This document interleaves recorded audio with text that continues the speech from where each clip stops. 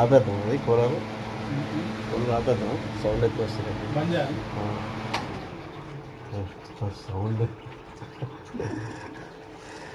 So ఆదికాండము 30వ అధ్యాయములో 27వ వచనాన్ని మనం ధ్యానం చేస్తాం.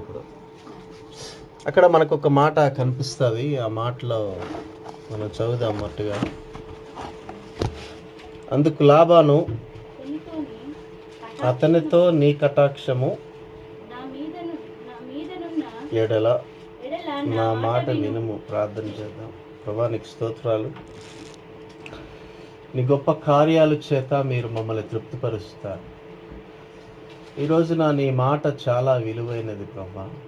అయితే అది గ్రహించు వారికి మాత్రమే వారి జీవితాల్ని మార్చి వారి బ్రతుకుల్లో ఆశీర్వాదాలు తీసుకొచ్చే మాటగా మారుతుంది.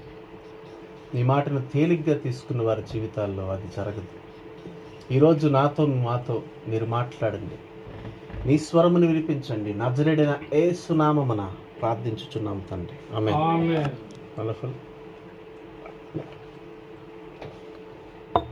ప్రియమైన వాళ్ళారా, లాబాను అనేటువంటి వ్యక్తి గురించి మనం కొద్ది నిమిషాలు నేను మాట్లాడతాను. లాబాను ఒక వ్యక్తి. ఆ లాబాను అనేటువంటి వ్యక్తి ఏ స్థానంలో ఉన్నాడు అంటే, జీతము ఇచ్చినటువంటి స్థానంలో ఉన్నాడు. అంటే ఓనర్. ఎవరైనా ఓనర్, ఇంగ్లీష్లో ఏమంటారు, ప్రొపరైటర్ కదా. ఇప్పుడు ఈ ఇంట్లో ఇల్లు సొంత వారి దగ్గరికి వచ్చి అద్దెకునే వాళ్ళు ఓనర్ని ఆజ్ఞాపిస్తారా, లేకపోతే ఓనర్ అద్దెకున్న వాళ్ళని ఆజ్ఞాపిస్తారా? అవునా కదా, రూల్స్ పెడతారే, ఈ రూల్స్, ఇది చేయాలి, అది చేయాలి. కానీ ఇక్కడ ఒక పనివాడిని, ఈ జీతం ఇచ్చేటువంటి వ్యక్తి, పనివాడిని జీతం ఇచ్చిన వ్యక్తి ఏం చెప్తున్నాడంటే, దయచేసి నీ కటాక్షము నా మీద ఉండాలి అంటున్నాడు. దేవునికి స్తోత్రం. ఎందుకంటున్నాడు చూడండి ఒకసారి. అందుకు లాబాను అతనితో నీ కటాక్షము నా మీద నున్న ఎడల నా మాట వినుము. దేవునికి స్తోత్రం. హల్లెలూయా. ఒక పనివాడితో అంటున్నాడు. ఏమంటున్నాడు? ఒక పనివాడితో జీతం ఇచ్చేటువంటి ఓనరు చెప్తున్న మాట ఏంటంటే, నీ కటాక్షము అన్నాడు. ఆంగ్లంలో ఏముందంటే, మనం ఇంగ్లీష్లో మనం క్లియర్గా చూస్తే మీకు ఇది ఫోన్లో బైబిల్ ఉంటుంది చూడండి, అందులో ఇంగ్లీష్ కూడా ఈజీగా తెలుగుని హైలైట్ చేస్తే మీకు ఉంటుంది. ఆదికాండం 30వ అధ్యాయంలో అందులో ఒక మాట ఉన్నది, 27లో. And Laban said, if you will let me say so, do not go away, for I have seen by the signs that the Lord has been good to me because of you. Hallelujah. ఇక్కడ ఎందుకు చెప్తున్నాడంటే, లాబాను పనివాడిని బతిమాలుకుంటూ ఉన్నాడు. ఎందుకు బతిమాలుకుంటున్నాడంటే 27వ వచనంలో మనం చూసినప్పుడు, నిన్ను బట్టి యెహోవా నన్ను ఆశీర్వదించాడు. దేవునికి స్తోత్రం. నిన్ను బట్టి యెహోవా నన్ను ఆశీర్వదించాడు. దేవునికి స్తోత్రం. ఈ విషయము ఈ అన్యుడికి ఎలా తెలిసిందంటే, అసలు అన్యుడికి దేవుడు తెలియదు, లాబానికి దేవుడు తెలియదు. ఎప్పుడు చూసినా ఎక్కడ పడితే అక్కడ యాత్రలు చేసి, ఎక్కడ దేవత బాగుంటే ఆ దేవతను తీసుకొచ్చి ఇంట్లో పెట్టుకునేవాడు. ఎక్కడ ఏ బొమ్మ కనబడితే ఆ బొమ్మను తీసుకొచ్చి ఇంట్లో పెట్టుకునేవాడు. ఎప్పుడైతే శుభం జరిగేదో, ఏ బొమ్మ దగ్గరికి వెళ్తే శుభం జరుగుతుందో ఆ బొమ్మని మరి కొలిచేటువంటి వాడిగా ఉండేవాడు. ఇంకా ప్రయారిటీ ఇచ్చేసి బంగారంతో కొన్ని బొమ్మలు తయారు చేసుకున్నాడు. గృహ దేవత అని పిలిచాడు. బట్ ఈయన ఏం చేశాడంటే, ఒక దగ్గరికి వెళ్ళి నా జాతకం చెప్పన్నాడు. అప్పుడు ఆ శకునం చెప్పేవాడు అన్నాడు, మరి బాబు నీ జాతకం లేదంతా, ఏముందంతా కూడా నీ జాతకం అంతా కూడా ఎండిపోయిన అప్పడంలా కనబడుతుంది అన్నాడు. దేవుని స్తోత్రం. ఎలా ఉందంటే, ఎండిపోయిన అప్పడం ఏమవుతుంది, ఇప్పుడు పడపడం అనిపోద్ది అనమాట. అవునా కదా? ఈ జాతకం లేదు, అంత ఎండిపోయింది. కానీ నీ ఇంట్లో ఇప్పుడు ఎవడైతే ఉన్నాడో, చెప్పండి, నీ ఇంట్లో ఇప్పుడు ఎవడైతే ఉన్నాడో అతడు సామాన్యమైన వాడు కాదు. దేవునికి స్తోత్రం. హల్లెలూయా. అతడు ఎప్పుడైతే అడుగు పెట్టాడో నీ జీవితము మారిపోవడము నువ్వు చూస్తూ ఉన్నావు. దేవునికి స్తోత్రం. క్రమక్రమముగా నువ్వు విస్తరించడం చూస్తూ ఉన్నావు. దేవునికి స్తోత్రం. ఇక్కడ క్లియర్ గా చూస్తే ఈ అడుగుపెట్టిన మనుష్యుడు, లాబాను ఇంట్లో ఉన్న మనుష్యుడు పేరేంటో తెలుసా? యాకోబు అనేటువంటి మనుష్యుడు. హల్లెలూయా. అందుకే చెప్తున్నాడు లాబాను, నిన్ను బట్టే యెహోవా నన్ను ఆశీర్వదించాడని మా శాస్త్రి గారు చెప్పారు, మా పంతులు గారు చెప్తే నేను విన్నాను. అది నిజమే. నువ్వు ఇప్పుడు వెళ్ళిపోతాను అంటున్నావు. సరే, నీకేం కావాలో అడుగు.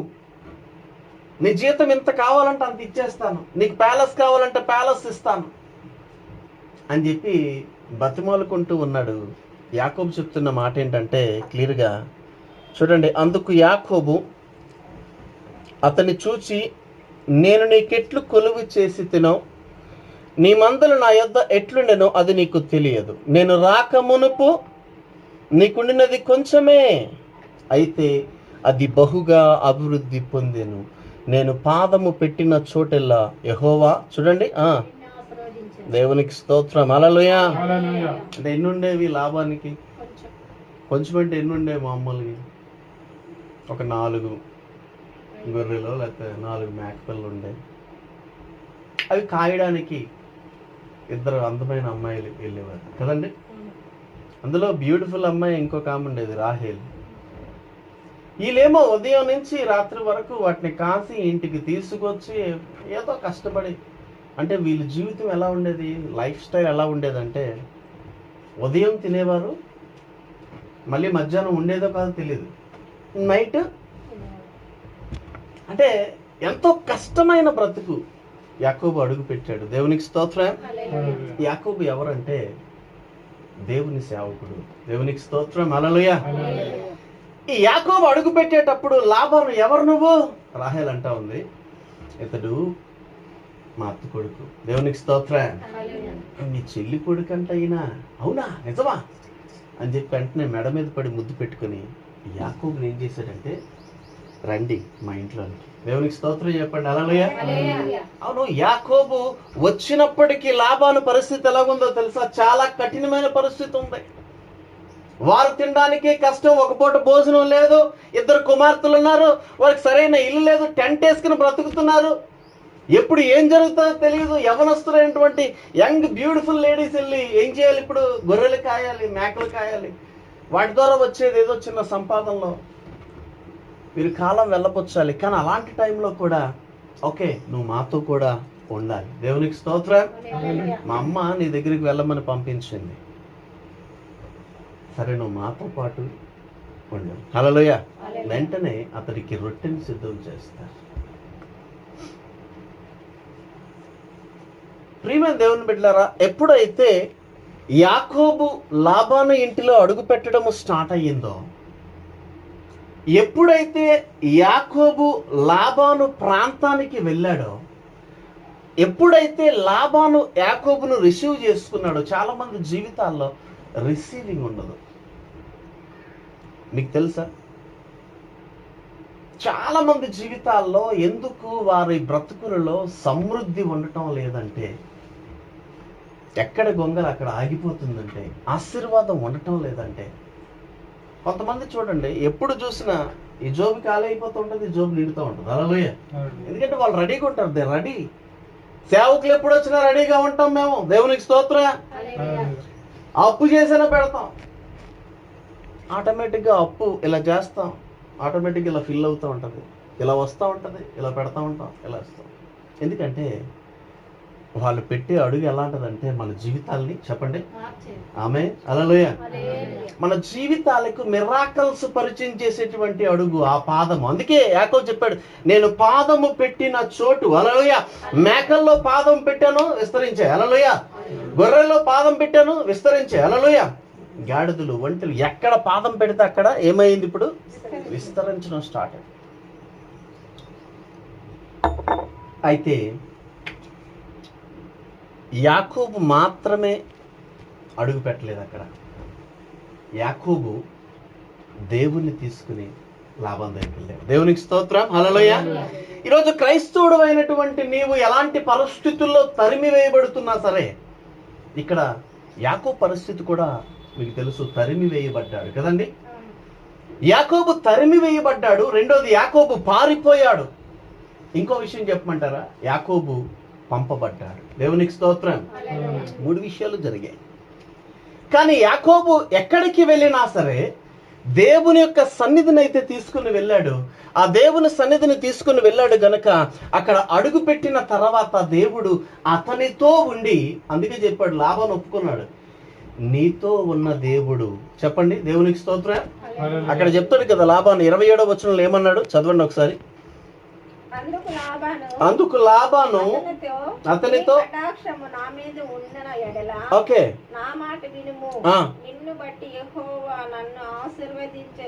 నిన్ను బట్టి అంటే నీవు అడుగు పెట్టుట ద్వారా, దేవునికి స్తోత్రం, హల్లెలూయా. నిన్ను రిసీవ్ చేసుకున్నామయ్యా మేము, దేవునికి స్తోత్రం.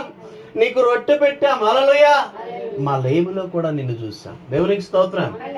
నీ దేవుడైన యెహోవా నీతో ప్రయాణం చేసిన వాడు. అందుకే దేవునికి ఒక పేరు ఉన్నది, ఉన్నవాడు అనువాడు, అంటే మాట్లాడేటువంటి దేవుడు, హల్లెలూయా. మనం ఎప్పుడో పాట పాడతాం కదా, హల్లెలూయా. మాట్లాడని రాయువు చెట్టువు నీవు కావు, మాట్లాడే దేవుడవు నీవు, హల్లెలూయా అని పాడతాం లేదా? అవునా కదా? యేసయ్యా యేసయ్యా యేసయ్యా నా యేసయ్యా, హల్లెలూయా. మా కుటుంబ వైద్యుడువు నువ్వు అంటే ఆ దేవుడు యాకోబుతోనే ప్రయాణం చేశాడు. ఆ దేవుడు లాబాను పరిస్థితులతో మాట్లాడడం ఆరంభించాడు, హల్లెలూయా. లాభానుకున్నటువంటి లేమితో మాట్లాడడం ఆరంభించాడు, హల్లెలూయా. దేవుణ్ణి గనుక క్రైస్తవుడు తీసుకెళ్ళగలిగితే ఈ రోజున, దేవునికి స్తోత్రం, నువ్వు ఎలాంటి విల్డర్నెస్ లోనికి వెళ్ళిపోయినా పర్వాలేదు, హల్లెలూయా. నువ్వు చావు బ్రతుకుల మధ్యలోనికి వెళ్ళిపోయినా అక్కడ ఆశ్చర్యం జరుగుతూనే ఉంటుంది, హల్లెలూయా. నీవు ఒంటరిగా ప్రయాణం చేస్తే అక్కడ ఏమీ జరగదండి, హల్లెలూయా. యాకోబు చేసినటువంటి ప్రయాణములో ఒకటే చెప్పాడు, దేవా నాతో నీ సన్నిధి రావాలి, హల్లెలూయా. అక్కడ ప్రార్థన చేస్తుంది రిబ్కమ్మ గారు. ఏమని చేస్తుంది? ఇదిగో నా కుమారుడు వెళ్తున్న ప్రాంతంలో నీ సన్నిధి ఉంచండి ప్రభా.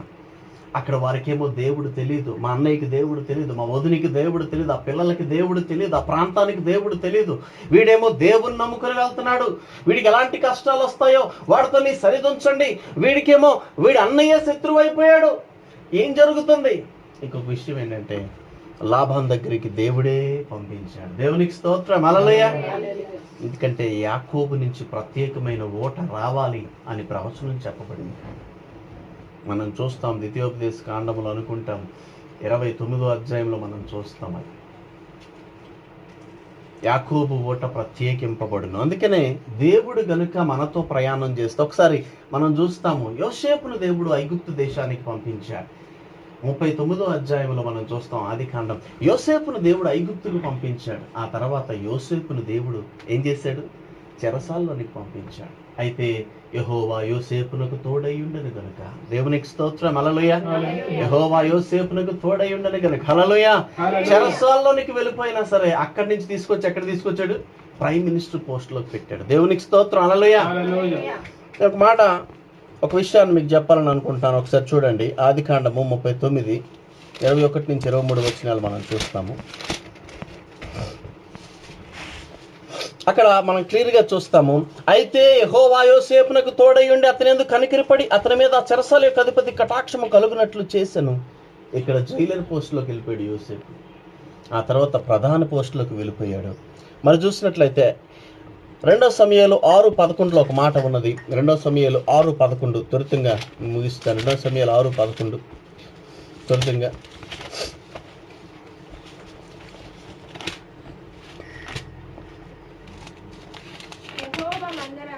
యెహోవా మందసము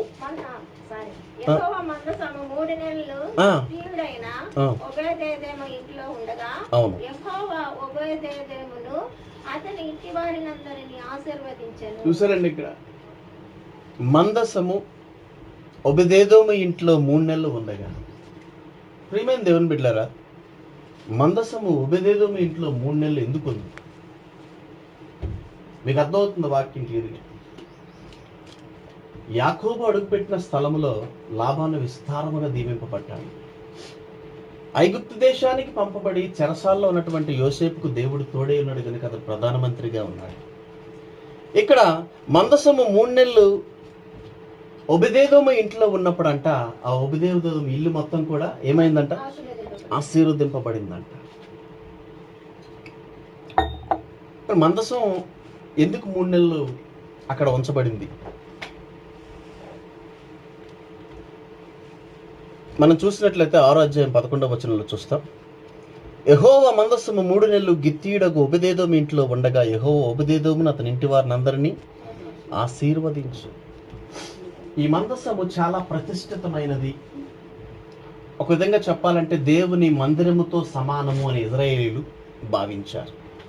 ఫిలిష్తీయుల చేతిలో నుండి ఈ మందసము ఎక్కడ ఉంటే అక్కడ ఆశీర్వాదము దేవుడు ఇస్తా ఉన్నాడు. ప్రియులారా, ఈ మందసము ఎక్కడ ఉంటే అక్కడ ఆశీర్వాదము ఇస్తా ఉన్నాడు. కనుక ఫిలిష్తీయులు ఏం చేశారంటే, ఒక మందసం ఉన్నది, అందులో దేవుడు ఉన్నాడు, అది మన దగ్గర ఉంచుకుందామని చెప్పేసి ఫిలిష్తీయులు ఆ మందసాన్ని దొంగతనం చేస్తారు. అక్కడి నుంచి దావీదు రాజుగా ఉన్నప్పుడు ఫిలిష్తీయుల దగ్గర నుంచి మందసాన్ని కైవసం చేసుకుని దావీదు పురమునకు తీసుకుని వెళ్తా ఉన్నారు. అప్పుడు మనం చూస్తాము, దయచేసి 6వ వచనం చూడవలసిందో మనం చేస్తా ఉన్నాం. వారు నాకోను కళ్ళము దగ్గరకు వచ్చినప్పుడు ఎడ్లకు కాలు జారినందున ఉజ్జా చెయ్యి చాపి దేవుని మందసమును పట్టుకునగా యెహోవా కోపం ఉజ్జా మీద రగులుకొనెను. అతడు చేసిన తప్పును బట్టి దేవుడు ఆ క్షణమందు అతను మొత్తగా అతడు అక్కడనే దేవుని మందసమునది పడిపోయి చనిపోయి. మందసం పడిపోతా ఉంటే పట్టుకోవడం తప్పు అంటారా? దేవుని మందసం పడిపోతుంది అనుకోండి, పట్టుకోవడం తప్ప? ఇంకా ప్రజలందరికీ కూడా చాలా భయం కలిగింది. ఈ మందసాన్ని ఎవడు తగిలినా సరే ఏమవుతుందంటే దేవుడు ఏం చేస్తారు? వాళ్ళని చంపేస్తారు. కనుక ఏం చేశారంటే ఒబెదేదోము అనేటువంటి ఇంట్లో ఆ మందసాన్ని ఉంచేశారు. ఈ ఒబెదేదోముకి అసలు పిల్లలు అనేది లేరనమాట, సంతానం అనేది లేదనమాట. చాలా ఆస్తి సమృద్ధికరమైనటువంటి పరిస్థితులు ఉన్నా సరే ఈ ఒబెదేదోము అన్ని విషయాల్లో అణగారిపోయి, అన్ని విషయాల్లో దిగజారిపోయి కఠినమైనటువంటి పరిస్థితుల్లోనికి వెళ్ళిపోయారు. ఆ ఒబెదేదోమే కాదు కానీ ఆ ఒబెదేదోము యొక్క ఇంటి వారందరూ కూడా అలాంటి పరిస్థితుల్లోనికి వెళ్ళిపోయారు. అలాంటి సమయంలో దేవుని మందసము వారి దగ్గర అలా పెట్టేసి దావీదు ఏం చేశాడంటే, ఎవరిళ్ళకు వారు వెళ్ళిపోయిన తర్వాత దేవుడు ఒబెదేదోము యొక్క గర్భమును, అంటే వారి భార్య గర్భమును ఓపెన్ చేయడం స్టార్ట్ చేశాడు. భార్య గర్భమునే కాదు, వారి ఇంటి వారందరూ జీవితాలని మార్చడం స్టార్ట్ చేశాడు. అందరినీ కూడా ఫినాన్షియల్గా, తర్వాత ఆరోగ్యపరముగా, తర్వాత అన్ని విషయాల్లో దేవుడు ఆశీర్వదించి వారిని ఒక రేంజ్లో నిలబెట్టడం స్టార్ట్ చేశాడు. 3 నెలలు దేవుని మందసము అక్కడ ఉన్నది. మొట్టమొదటి మనం చూసాము, యాకోబు ఎవరి దగ్గరికి వెళ్ళాడండి? అమ్మగారు. ఆ తర్వాత యోసేపు ఎక్కడ ఉంచబడ్డాడు? ఏ దేశం అది? మీకు చెప్పు, మీరు చాలా భయంకరంగా క్లెవర్లో ఉన్నారు, మనం వారికి అడుగుతున్నాం. అయితే దేవుడు యోసేపుతో దేవుడు వెళ్ళాడా, లేకపోతే దేవుడే యోసేపుని తీసుకెళ్ళాడు? దేవునికి స్తోత్రం, హల్లెలూయా. ఇప్పుడు 3వ విషయాన్ని మనం చూస్తున్నాం. మందసం 3 నెలలు ఎక్కడ ఉందో? ఒబెదేదోము ఇంట్లో ఉన్నది. వారింటి వారందరూ కూడా ఆశీర్వదింపబడ్డారు. హల్లెలూయా. ఒక మాట, మందసంలో ఏముంది? ఫస్ట్ మనం ఎవరిని చూసాం? ఏ వ్యక్తిని చూసాం? ఫస్ట్ మనం యాకోబుని చూసాం. ఎవరింటికి వెళ్ళాడు? లాబాన్ ఎవరు? ఓకే, అంటే రెబ్బగమ్మకి ఏమవుతాడు? అవునా కదా? లాబాన్ దేవుని తెలుసుకున్నవాడా? అన్యుడు కదా, అవునా కదా? అతను యాకోబు వెళ్ళక ముందు లాబాన్ పరిస్థితి ఏంటి? ఏమీ లేదు అక్కడ. నేను రాకముందు నీకున్నది కొంచెమే, అయితే నేను వచ్చిన తర్వాత నేను పాదం పెట్టిన చోటల్లో యెహోవా నిన్ను ఆశీర్వదించాడు. హల్లెలూయా, అవునా కదా? యాకోబు ఎవరిని తీసుకెళ్ళాడు? దేవుని తీసుకెళ్ళాడు. తర్వాత యోసేపు ఏం చేశాడు? అయితే యెహోవా యోసేపునకు తోడై ఉండెను గనుక దేవునికి స్తోత్రం, హల్లెలూయా. అంటే ఐగుప్తు దేశములో యోసేపుతో దేవుడు ఉన్నాడు గనుక ఆ కటకటాల్లో, ఆ చెరసాలలో కూడా ఆ జైల్లో వచ్చి అన్నాడు, బాబు ఈ ఖైదీలందరూ నువ్వు చూసుకోవాలి, నాకేం సంబంధం లేదు, నీలో ఒక ప్రత్యేకమైన క్యారెక్టర్ కనబడతా ఉంది, నీలో ప్రత్యేకమైన వెలుగు కనబడతా ఉంది. అసలు ఐగుప్తు చెరసాల ఎంత భయంకరంగా ఉంటుందో తెలుసా? కాలాపని అనే చెరసాల తెలుసా? కాలాపని అంటే అది చచ్చిపోతారండి, అండమాన్ నికోబార్లో ఉంటుంది అది.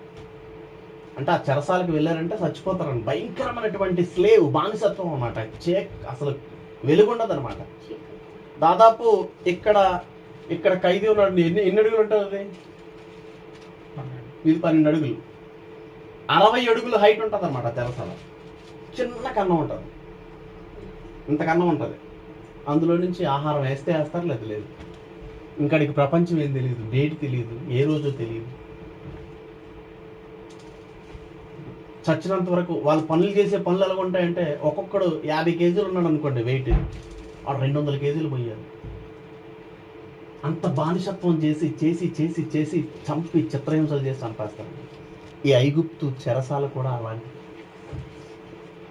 The most dangerous slave area అనమాట. అంత భయంకరమైనటువంటి బానిస. అందుకని క్లియర్గా చెప్పారు, వారు పెట్టిన ఐగుప్తులు పెట్టినటువంటి వెట్టి పనులను బట్టి ఇజ్రాయేలు మొర దేవునికి చేయాలి. దేవునికి స్తోత్రం, హల్లెలూయా. వెట్టి పనులను బట్టి దేవునికి స్తోత్రం, హల్లెలూయా. భోజనం పెట్టేవారు కాదు, తిండి పెట్టేవారు కాదు, నువ్వు ఇన్ని ఇటుకలు చేయాలి రోజుకి. ఇప్పుడు ఆమె ఉన్నారనుకోండి, ఆమె పేరేంటి, మా బాలమ్మ గారు ఉన్నారనుకోండి, నువ్వు రోజుకి 500 ఇటుకలు చేయాలి, అవునా కాదు? ఇప్పుడు బాలమ్మ గారికి ఏం చేయాలి? రోజుకి 500 ఇటుకలు చేయాలి నువ్వు. మరి బ్రేక్ఫాస్ట్ ఇస్తావా సమృద్ధిగా? ఏం కావాలి? 6 పూరి, 2 దోశ, 20 ఇడ్లీ. వాళ్ళు ఏం చేసేవారు? 1 ఇడ్లీ ఇస్తాను చెయ్యాలి, దేవుని స్తోత్రం. ఒక ఇడ్లీ ఏంటి? 1 ఇడ్లీయా? అంతే. ఎన్ని ఇటుకలు చేయాలి? 5 ఇటుకలు. సర్లే, మరి మాకు కావాల్సినవన్నీ ఇస్తావా? కట్లు గట్రా కొయ్యకాలు అవన్నీ నువ్వే చూసుకోవాలి, అడవిలోకి వెళ్ళాలి, తెచ్చుకోవాలి, 500 ఇటుకలు చెయ్యాలి. హల్లెలూయా. ఇప్పుడు ఇటుకలు కావాలంటే ఏం చేయాలి? వాడికి కావాల్సినకి ఏం కావాలి? కొయ్యకాలు కావాలి కదా, కట్టెలు కావాలి కదా, మట్టి కావాలి కదా. అవే వివరాలు. మట్టి నువ్వే తెచ్చుకోవాలి, కట్టెలు నువ్వే తెచ్చుకోవాలి, మళ్ళీ 500 ఇటుకలు చేయాలి. మధ్యాహ్నం లంచ్ లేదు, సాయంత్రం స్నాక్స్ లేవు, నైట్ డిన్నర్ ఏంటో తెలుసా? మళ్ళా ఒక గరిటె ట్రై చేస్తాను. అంటే అలాంటి బానిసత్వపు సంఖ్యలలోనికి యోసేపు వెళ్ళిపోయినా ఒకటే చేశాడు, దేవా నువ్వు నాతో ఉన్నావు. దేవునికి స్తోత్రం, హల్లెలూయా.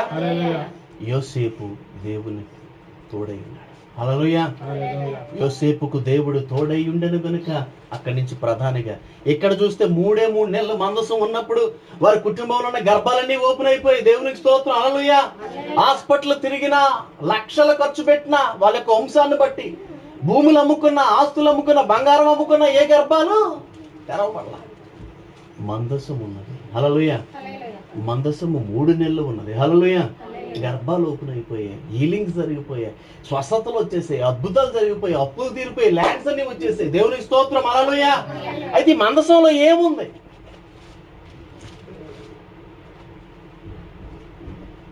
అందుకే ఈ మందసంలో ఏదో ఉందని చెప్పి ఫిలిష్తీయులు ఏం చేశారు? పట్టుకుని వెళ్ళిపోయారు, హల్లెలూయా.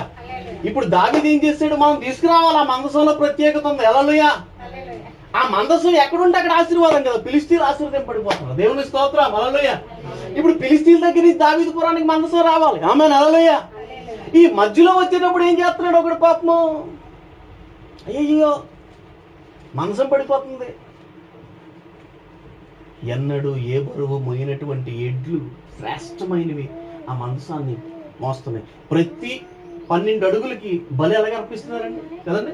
ప్రతి 12 అడుగులకి కొన్ని 100 ఎడ్లు, కొన్ని పొట్టేళ్ళు అర్పించి ఘనంగా డ్యాన్సులతో, సన్నయ్య మేళాలతో తీసుకుని వస్తున్నప్పుడు నాకోను కళ్ళమ్మ దగ్గరికి వచ్చినప్పుడు ఎడ్లకు కాలు జారితే పడిపోతుంది. ఉజ్జ ఏం చేశాడు? మంచం కింద పడిపోకూడదుగా, అందులో శక్తి ఉంది కదా, హల్లెలూయా. దెర్ ఇస్ ఎ పవర్ కదా, హల్లెలూయా. ఒకవేళ నేను కింద పడిపోయాను, కళ్ళు తిరిగి తక్కువని, ఆవిడ పాపము ప్రేమగా మొక్క మీద నీళ్ళు కొట్టి, అయ్యారు థమ్సప్ అన్నాడు.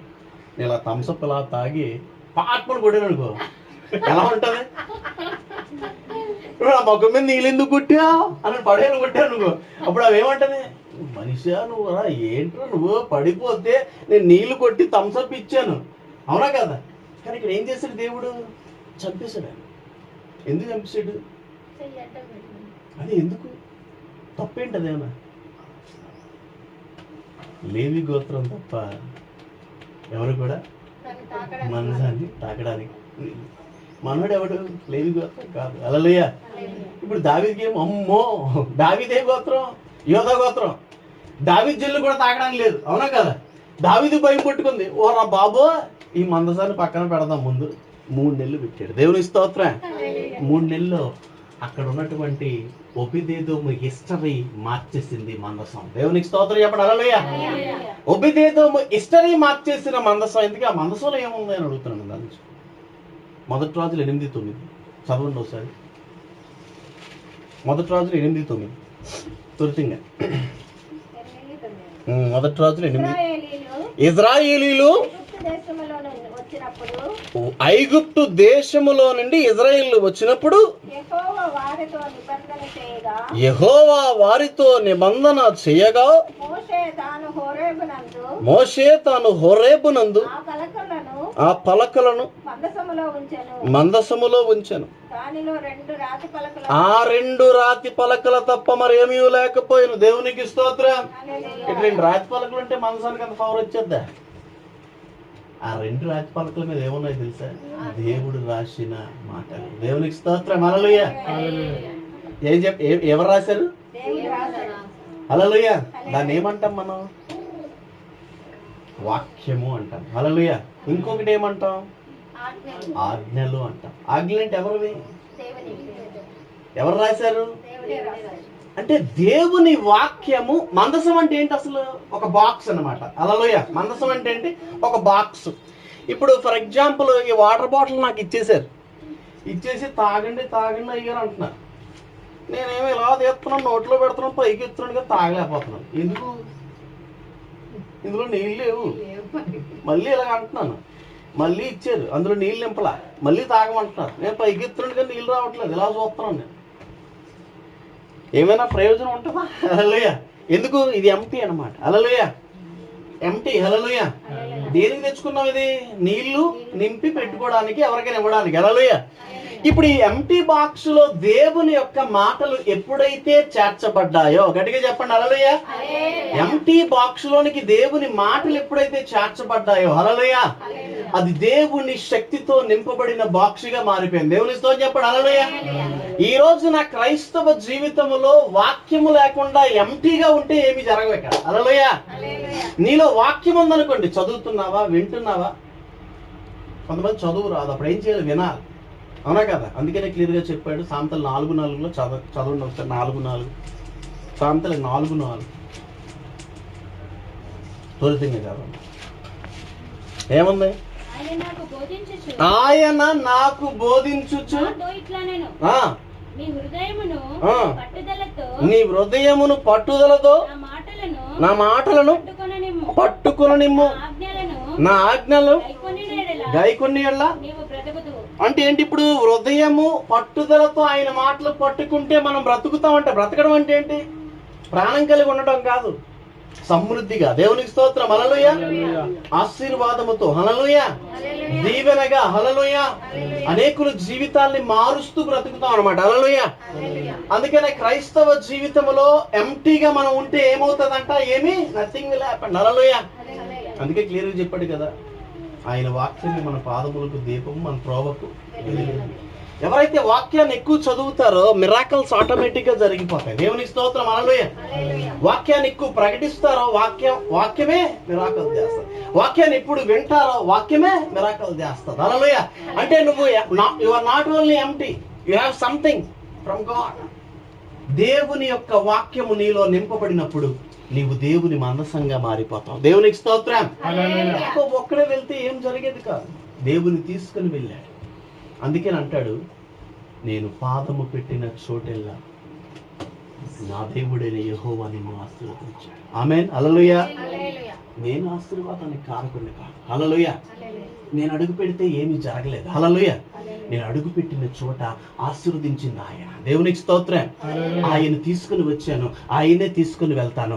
ఆయనే తీసుకుని వెళ్ళాను మందల్లోనికి, ఆయనే తీసుకుని వెళ్ళాను ఎక్కడికి? అరణ్యంలోనికి. ఆయన తీసుకుని వెళ్ళాను ఎడారిలోనికి. దేవునికి స్తోత్రం. ఆయన తీసుకుని వెళ్ళాను నా ప్రయాణంలోనికి. దేవునికి స్తోత్రం. హల్లెలూయా. అక్కడ ఎండిపోయిన ఎడారులు కూడా దీవింపబడ్డాయి. దేవునికి స్తోత్రం. అందుకనే క్లియర్గా చెప్పాడు యెషయా గ్రంథం 35వ అధ్యాయంలో. నదులు ఏంటంట చూడండి ఒకసారి. 35 యెషయా గ్రంథం. అరణ్యము కస్తూరి పుష్పములైపోయిను అనే మాట ఉంటుంది. చదవండి ఒకసారి 35లో. ఆ మాట 35వ అధ్యాయంలోనే ఉంటుంది. 1లోనే చూడమ్మా. అరణ్యమును ఎండిన భూమి. ఇప్పుడు చెప్పండి, నువ్వు అడుగు పెడితే ఎండిన భూమి ఏమవుతుందంట? సంతోషిస్తుందంట. హల్లెలూయా. అరణ్యం ఏమవుతుందంట? దేవుని ఎలా చేస్తాయంట? ఏమవుతాడు తర్వాత? అడవి ఉల్లసించి కస్తూరి పుష్పములే. దేవునికి స్తోత్రం. గట్టిగా హల్లెలూయా. నువ్వు అడుగు పెడితే ఏం జరుగుతుందంట? ఇప్పుడు లేమి కలిగిన వారి జీవితాలు మారిపోతాయి. హల్లెలూయా. ఎందుకు? నువ్వు ఒంటరిగా ఉన్నావా? దేవునితో ఉన్నావా? హల్లెలూయా. నువ్వు ఒంటరిగా వెళ్తున్నావా? దేవుని తీసుకుని వెళ్తున్నావా? హల్లెలూయా. నీతో దేవుణ్ణి తీసుకుని వెళ్ళగలిగితే నువ్వు అడుగు పెట్టిన గృహాలు ఎలాగైపోతాయంట? మారిపోతాయి. హల్లెలూయా. వారి జీవితాలు మారిపోతాయి. హల్లెలూయా. నువ్వు చెరసాల్లోనికి వెళ్ళిపోయాను. అందుకే క్లియర్ గా చెప్పాడు కదా, నదుల్లో నువ్వు ప్రయాణం చేసినవి నీ మీద, అగ్నిలో నీవు నడిచిన. ఒక పాట ఉంది కదా, అగ్నిలో నేను నడచినను జ్వాలలు నన్ను కాల్చజాలవు. హల్లెలూయా. ఎందుకంటే దేవుడిని తీసుకుని వెళ్తున్నావు. యోసేపు ఒకటే చేశాడు. అందరూ ఫస్ట్ ఈ చెరసాల్లోకి వెళ్ళిపోయాడు, తర్వాత సింహాసనం ఎక్కాడు. హల్లెలూయా. దావీదు ఫస్ట్ గొర్రెల కాపరిగా ఉన్నాడు, సింహాసనం ఎక్కాడు. హల్లెలూయా. యాకోబు గొర్రెలను కాస్తాడు, ఇజ్రాయేల్కి సృష్టికర్తగా మారిపోయాడు. దేవునికి స్తోత్రం. అవునా కదా? అంతే కదా, ఇజ్రాయేల్ సృష్టికర్తే కదా, యాకోబు నుంచే కదా 12 ట్రైబ్స్ వచ్చినాయి. దేవునికి స్తోత్రం. హల్లెలూయా. మందసమే కానీ అందులో దేవుని మాటలు తలింపబడిన మనసు. హల్లెలూయా. నేను చెప్తున్న మాటలు ఏంటి? అందుకే చెప్పాడు ఇందాక ఒక మాట, అయ్యారు నా దేవుడు భూపతులకు అధిపతి అన్నాడు. అప్పుడు అనుకుంటాను, నిజమే, చాలా భూపతులకే అధిపతి అంటే మనకు భూమి కూడా అయింది. దేవునికి స్తోత్రం. అంతేనా కాదండి? హల్లెలూయా. ఎందుకు చెప్తున్నాను? నీవు దేవుని తీసుకుని వెళ్ళాలి. ఇంకొకటి, దేవుని ద్వారా పంపబడిన వాడిని రిసీవ్ చేసుకునే capacity. When you have a capacity to receive a man of God, అప్పుడు దేవుడు ఏం చేస్తాడు? నీ మెజర్స్ని మారుస్తాడు. హల్లెలూయా. నీ మెజర్స్ని ఏం చేస్తాడు? మెజర్స్ని మార్చేస్తాడు. అబ్రహాం రిసీవ్ చేసుకున్నాడు 3 అవునా కదా? సారాయి చాలా ఓల్డ్, 90 సంవత్సరాల, 3 మానికల పిండి కదండి, ఒక దూడ. సమయం ఉంది కదా మనకి, ఇంకొక 5 నిమిషాలు. 3 మానికల పిండి, ఇంకా ఉంది 3 మానికల పిండి, ఒక దూడ. ఏమండి? అవునా కదండి పాస్టమ్మ కదా? ఎల్లో అన్నాడు. దేవునికి స్తోత్రం. 3 మానికల పిండి ఏంటంటే నేను చూసినట్టు క్యూబిట్స్ ఏదో ఉంది చాలా. అంటే దాదాపు 3 కలిపి ఎంత తెలుసా? దాదాపు 80 కేజీలు అంట. వాళ్ళు ఎలా తింటారు నాకు అర్థం కాల. ముగ్గురు అన్ని రొట్టెలు, తర్వాత ఏం చేశారు? ఒక చక్కని దూడ, తర్వాత ఏంటి? పాలు మరియు వెన్న. దేవునికి స్తోత్రం. హల్లెలూయా. ఆదికాండం 18వ అధ్యాయంలో ఉంటుంది. అయ్యలారా రిసీవింగ్ ఇస్ మోర్ ఇంపార్టెంట్. చాలా మంది జీవితాల్లో రిసీవింగ్, లేక్ ఆఫ్ రిసీవింగ్ ఉంటుంది. హల్లెలూయా. సార్ ఏం జరిగిందంటే, నేను ప్రాంతానికి వాకింగ్కి వెళ్ళేటప్పుడు వాళ్ళు వచ్చారు మా దగ్గరికి. వాళ్ళ అబ్బాయి వచ్చాడు. ఫస్ట్ 4 రోజులు ఉన్నాడు. చాలా టైట్ పొజిషన్. ఆ తర్వాత వాళ్ళు సడన్గా షాక్ అనమాట. వస్తారు అనుకున్నాం ఇంకా అనేసరికి 5 గంటల డోర్ కొట్టేసరికి వాళ్ళు ఉన్నారు. షాక్. 6 వచ్చారు. నేను చాలా టైట్ పొజిషన్లో ఉన్నా. రానేయండి ప్రభా, దైవదాసులు. మళ్ళీ వాళ్ళు రిచ్, వాళ్ళు మామూలు ఫుడ్ తినరు, ఫ్రెష్గా తింటారు. అయ్యగారికి చెప్తాను, ఏమండి అయ్యగారు, వాళ్ళు మామూలు ఫుడ్ తింటారు. మామూలుగా ఏదో మనం తినే చిన్న ఇడ్లీలు ఇలాంటివి తింటారు, శ్రేష్టమైన తింటారు. ఏం చేయాలి ప్రభా నాకు అర్థం కాదు. వచ్చేసారు. బ్రేక్ఫాస్ట్కే 1000 రూపాయలు, 1200 అయింది. ఇంకా వెంటనే ప్రభు చెప్పాడు, మనకు గోల్డ్ ఇస్తూ ఉంటాడు కదా అప్పుడప్పుడు దేవుడు. దేనికి ఇస్తాడు? తీసుకెళ్ళాలి, బ్యాగ్లో పెట్టండి, డబ్బులు తెచ్చుకోండి. గోల్డ్ రింగ్ పెట్టి డబ్బులు తెచ్చారు, పెద్ద పెద్ద రింగ్స్ ఇచ్చారు, తీసుకొచ్చి డబ్బులు తీసుకొచ్చారు. అందరూ ఆడపిల్లలు వచ్చారు, 4. పాస్టర్ అమ్మ గారు వాళ్ళ అత్తగారు, తర్వాత పాస్టర్ అమ్మగారు వాళ్ళ కుమార్తె, తర్వాత పాస్టర్ గారు వాళ్ళ చెల్లి అక్క, 4 వచ్చారు. నెక్స్ట్ సారి నాట్ వెల్కమ్. వారందరికీ మొట్టమొదటిసారి మా ఇంటికి వచ్చినప్పుడు ఏం చేయాలి, మనం వస్త్రాలు పెట్టాలి కదా. వాళ్ళు హైదరాబాద్ చూడడానికి వచ్చారు యాక్చువల్లీ. వాళ్ళందరికీ వస్త్రాలు పెట్టి అన్నీ చేసరికి చుక్కలు కనిపించినాయి అనమాట. ఇంకా అది ఎలాంటి పొజిషన్లో పెట్టారు అనుకున్నారు? నాకు అస్సలు బాగాలేదు అసలు. ఈరోజు మీ మధ్యలో నిలబడతాను అనుకోలేదు. ఇంకా అయిపోయింది, టికెట్ వస్తుంది, ఇంకా వెళ్ళిపోదాం. అయితే ఇంకా టికెట్ వస్తుంది అనుకున్నాను. ఇంకా టికెట్ రెడీ అయిపోయింది. ఇంకా సరే ఎప్పుడు తీసుకెళ్తావు ఏంటని చెప్పేసి ఇంకా అనుకుంటున్నాను. కొన్ని డౌట్స్ ఇంకా కదండి. ఇన్ని రోజుల నుంచి 22వ తారీఖు నుంచి బాగాలేదు కదా, ఇది అవ్వచ్చేమో, అది అవ్వచ్చేమో డౌట్స్. అస్సలు బాగాలేదు. లెగడం బాగాలేదంటే ఊరుకుంటారండి, వాళ్ళు తప్పు కదా. అతిథులు ఎలా చూసుకోవాలి మనం. వాళ్ళతో లేచి ఫీవర్, 24 hours ఫీవర్, దక్కు, అలాగే లేచి వాళ్ళతో చార్మినార్కి వెళ్తాం, వాళ్ళతో గోల్కొండ పోర్టుకి వెళ్తాం. వాళ్ళు ఇంకా బయట ఫుడ్స్ తింటారట. ఇంకా అవి చూసుకొని మన తినమంటే తినకుండా నవ్వుతూ, వాళ్ళ ముందు నవ్వుతూ, అసలు ఎనర్జీ ఎలా వచ్చిందో నాకే తెలియదు. మా వైఫ్ అవన్నీ పట్టించుకోదు. అంటే ఆమె కొంచెం ఎనర్జీ లేదనమాట. ఇంక వీళ్ళంటే చిన్నపిల్లలు, వీళ్ళు సంతోషాలు ఉంటుంది కదా. ఇంకా అలాగా వాళ్ళని చూసుకొని అలాగా వాళ్ళు వెళ్ళిన తర్వాత అసలు సిక్ అయిపోయాను, బాగా సిక్ అయిపోయాను. బట్ దేవుడు ఏం చేశాడంటే, వాళ్ళకి నేను ఎంత పెట్టాను అనేది కాదు, కానీ దేవుడు నా కోసం కొన్ని మార్గాలు ఏర్పాటు చేశాడు. దేవునికి స్తోత్రం, హల్లెలూయా. సో వెన్ యూ రిసీవ్, దేవుడు ఒకటే చెప్పాడు. ఫిలిప్పీయులు చెప్తారు 4:16 ఒక మాట చెప్పి నేను ముగిస్తాను. ఫిలిప్పీ 4:16 ఒక మాట ఉంది.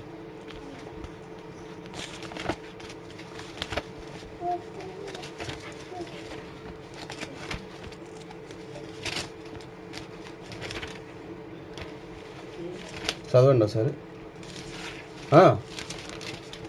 చదువు. ఏలయనగా మీరు మాటి మాటికి నా అవసరము తీర్చుటకు సహాయము 15 ఫిలిప్పీలారా, సువార్త నేను బోధింపు ప్రారంభించి మాసిదోనియను వచ్చినప్పుడు ఇచ్చి విషయంలో పుచ్చుకున్న విషయంలో మీరు తప్ప మరి ఏ సంఘపు వారు పాలువారు కాలేదని. ఇచ్చి విషయం అయితే బాగుంది, పుచ్చుకునే విషయం ఎక్కడి నుంచి? ఇచ్చే విషయంలో టాప్లో ఉన్నారు ఫిలిప్పీలు, పుచ్చుకునే విషయంలో టాప్లో ఉన్నారంట. ఎక్కడి నుంచి పుచ్చుకుంటున్నారు? దేవుని దగ్గర నుంచి. హల్లెలూయా. దేవునికి ఇచ్చే దాంట్లో టాప్లో ఉన్నారు, దేవుని దగ్గర నుంచి పుచ్చుకునే విషయంలో కూడా వాళ్ళు టాప్లో ఉన్నారు. హల్లెలూయా. కాబట్టి ఫిలిప్పీలు ఎలా ఉన్నారంటే దేవుని దృష్టిలో సమృద్ధికరమైనటువంటి స్థాయిలో ఉన్నారు. దేవునికి స్తోత్రం, హల్లెలూయా. అందుకే ఈరోజు ఎప్పుడైతే లాభాన్ని రిసీవ్ చేసుకున్నాడో, మామూలు ఉండే టెంట్లో బంగారంతో దేవతలను చేయించుకునే స్థాయికి వెళ్ళిపోయాడు. హల్లెలూయా. బంగారంతో ఈరోజు మన జీవితాలు కూడా మారిపోతాయి. హల్లెలూయా. నీవు రిసీవ్ చేసుకోవాలి, 2 నీవు నింపబడాలి. హల్లెలూయా. వాక్యము నీలో నింపబడాలి. హల్లెలూయా. అప్పుడు నువ్వు అడుగుపెట్టిన గృహాల్లో ఆశీర్వాదాలు, నువ్వు మాట్లాడే పదాల్లో ఆశీర్వాదాలు. నాకు నేనే ప్రార్థన చేసుకున్నాను. ఎక్కువగా ఎవరికి కాల్ చేసేవాడు అంటే శాంసంగ్ గారికి కాల్ చేసేవాడిని. అది కూడా రేర్ కదండి, 22 రోజుల్లో రేరుగా కాల్ చేసేవాడిని. ఎక్కువ నేను ప్రే చేసుకున్నాను, ఎక్కువ ఎలోన్గా. అర్థమయ్యేది కాదు నా ఎంత ట్రబుల్ అవుతున్నాను. బట్ దేవుడు కృప చూపించాడు. ఈరోజు నా చెప్తున్నాడు ఆఖరికి ఒక మాట.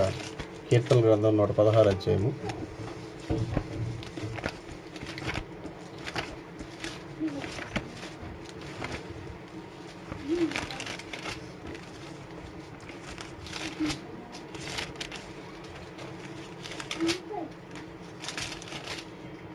ఆ 115 16 వచనాలు. భూమి ఆకాశములు సృజించిన యెహోవా చేత మీరు ఆశీర్వదింపబడినవారు, ఆకాశములో యెహోవా వశము, భూమిని ఆయన నరులకు ఇచ్చినను. దేవునికి స్తోత్రం. హల్లెలూయా. హల్లెలూయా. భూమి మనకి ఇచ్చాడంట ఆయన. హల్లెలూయా. హల్లెలూయా. భూమిని ఆకాశాన్ని సృజించిన దేవుడు మనం ఆశీర్వదించాడంట. హల్లెలూయా. హల్లెలూయా. ఆకాశములు ఆయన, భూమి మనకి ఇచ్చేసాడు. దేవునికి స్తోత్రం. హల్లెలూయా. సో మనం ఆశీర్వదింపబడ్డాం. దేవుడు ఎప్పుడో ఆశీర్వదించాడు. హల్లెలూయా. హల్లెలూయా. కాకపోతే మన ఆశీర్వాదాన్ని గ్రాప్ చేసుకోవడం ఎలా అంటే ఎక్కువ వాక్యం మనలో ఉండాలి. Receiving is more important. క్రైస్తవులైన మనం ఎలా ఉండాలంటే అతిథి ప్రియులుగా. Thank you so much. Actually నాకు చాలా బాగోలేదు. ఈరోజు బాగానే ఉన్నాను. అసలు నేను చాలా అంటే చాలా దారుణం. ఎక్కువగా మీటింగ్స్కి అటు ఇటు వెళ్ళడం వల్ల, హెవీ కూల్ డ్రింక్స్ తాగేయడం వల్ల కొంచెం దేవుని కృపను బట్టి ఆస్తమా అటాక్ అయింది. దేవుని స్తోత్రం. అది కూడా స్టార్టింగ్ స్టేజ్లో ఉంది. అసలు అసలు చెప్పాలంటే క్షమించాలి, నా వల్ల మీరు బలపడాలని చెప్తున్నారు. ఎవరూ పట్టించుకోలేదు. నేను ఎవరికి చెప్పలేదు. మా అమ్మకి కానీ, మా అక్కకి కానీ, మా చుట్టాలకి కానీ, మా ఫ్రెండ్స్కి కానీ ఎవరికి చెప్పలేదు. ఫోన్స్ ఎక్కువ, మ్యాక్సిమం ఫోన్స్ ఆఫ్లోనే ఉండేవి. దేవునితో ఎక్కువ మాట్లాడు. కానీ మా ఇంట్లో కూడా పాపం వాళ్ళకి కూడా తెలియదు. పట్టించుకుంది ఎవరంటే మా పాప జీవన జ్యోతి. ఆమె 13 years, ఇప్పుడు 13వ సంవత్సరంలోకి వచ్చింది. అమ్మ కంటే ఎక్కువగా పరిచయం చేసి నా పక్కనే ఉండేదన్నమాట. వద్దు జీజో నాకు దగ్గర ఉండొద్దు, నాకు బాగా దగ్గర వచ్చేస్తుంది, దగ్గర ఉండొద్దు అని అన్నా సరే దగ్గర వచ్చి నాకు పరిచయం చేసి నాకు అన్నీ ఇచ్చి నా కాళ్ళు పట్టి, అసలు నిజంగా నేను అయిపోయింది అనుకున్నాను. ఇంకా టికెట్ అయిపోయింది, రిజర్వేషన్, వెళ్ళిపోతాను అనుకున్నాను. హైగర్కి కూడా చెప్పాను నేను, హైగర్ ఇంకా అయిపోయింది ఆ పరిస్థితి. అప్పుడు ఆయన పాపం చెస్ట్ హాస్పిటల్కి వెళ్ళమన్నారు. నేను గవర్నమెంట్ హాస్పిటల్కి వెళ్ళడం లేదు. వెళ్తే అక్కడ ఆస్తమా అటాక్ అయిందని చెప్పారు. అప్పుడు కొంచెం ఊపిరి పీల్చుకున్నా, ఓకే అని. ఇంగ్లీష్ మెడిసిన్స్ వాడుతున్నా, అవటంలా. ఎంత వాడుతున్నా ఇదేంటి తగ్గట్లేదు. యాక్చువల్లీ నేను 9వ తారీఖు వేరే ప్రాంతంలో ఉండాలి. 9, 10, 11 నుంచి 26 వరకు వేరే ప్రాంతాల్లో ఉండాలి మీటింగ్స్లో. క్యాన్సిల్ చేశాను. క్యాన్సిల్ చేసి ఏం చేయాలి ప్రభా అనేసరికి అప్పుడు దేవుడే చేసి హోమియోకి వెళ్ళాను. హోమియోలో డాక్టర్ గారు తెలుసున్నారు, రెడ్డి గారు. ఈయనతో పాటు ట్రైనింగ్ గారు నాకు తెలియదు. నేను ఫోన్ చేస్తాను, జయం రా, జయం పర్లేదు, ఎందుకు అంత ఫీల్ అవుతుంది అమ్మా వెళ్ళాను. నేను మెడిసిన్ ఇచ్చాను. ఎవ్రీ 1 hourకి మీరు అప్పుడు రికవర్ అయ్యాను.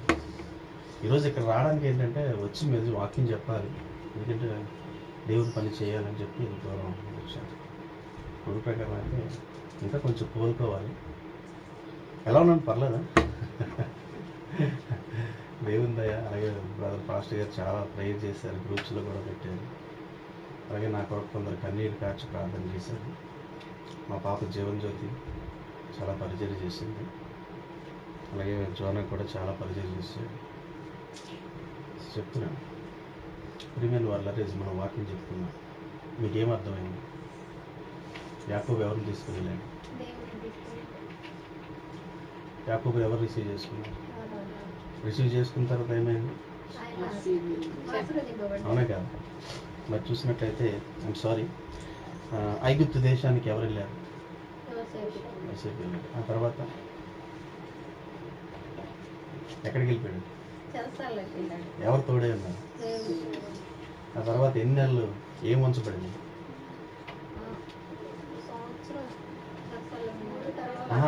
తర్వాత ఎన్ని నెలలు ఏం ఉంచబడింది అంటే ఎక్కడ ఉంచబడింది? ఆ తర్వాత ఏమైంది మొత్తం? అవునా కదా? అది ఇంకా డీప్గా ఉంది కానీ నాకు టైం లేదు. అంటే కొంచెం మనసులో ఏముంది? ఎవరు తెచ్చారు? ఎక్కడి నుంచి తెచ్చారండి? ఐగుప్తు నుంచి ఇశ్రాయేల్. అవునా కదా? అందులో ఏముంది? దేవుని అంటే మందసం అంటే అర్థం ఏంటి? Box, empty box. దాంట్లో ఏముంది? అవునా కదా? అలాగే ఇప్పుడు కూడా మన ఎంటీ, మన హృదయం ఎంటీ అయితే ఏమి కూడా మన హృదయంలో ఏముండాలి? అందుకని సామెతలు 4:4 నా కుమారుడా నీ హృదయం పట్టుదలతో నా మాటలు అలాగా ప్రభు మనల్ని ఆశీర్వదిస్తాడు. మనకి ఏంటంటే ఎప్పుడైతే